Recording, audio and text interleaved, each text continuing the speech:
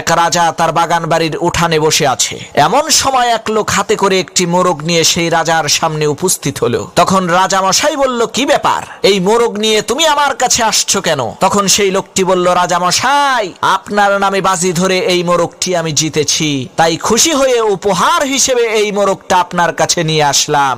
রাজা বলল, মাশাআল্লাহ, ভালোই করছো, দাও মোরগটা আমাকে দাও, আমি এটাকে ভুনা করে খাবো। 3 দিন পর আবার সেই লোকটি একটি ছাগল নিয়ে সেই রাজার দরবারে উপস্থিত হয়ে বলছে, রাজা মশাই, আপনার নামে বাজি ধরে এই ছাগলটিও আমি জিতেছি।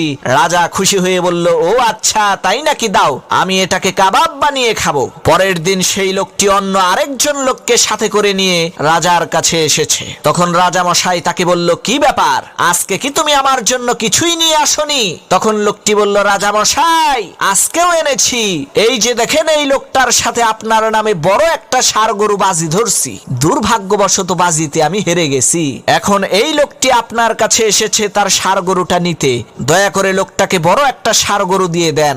লোকটার এই কথা শুনে রাজামশাই বলল, সর্বনাশ, বলিস কি, তুই তো আমারে ফাঁসাইয়া দিলি।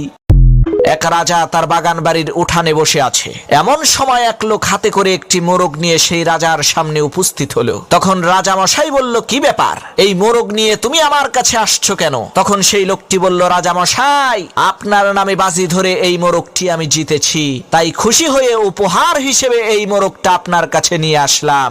রাজা বলল, মাশাআল্লাহ, ভালোই করছো, দাও মোরগটা আমাকে দাও, আমি এটাকে ভুনা করে খাবো। 3 দিন পর আবার সেই লোকটি একটি ছাগল নিয়ে সেই রাজার দরবারে উপস্থিত হয়ে বলছে, রাজা মশাই, আপনার নামে বাজি ধরে এই ছাগলটিও আমি জিতেছি।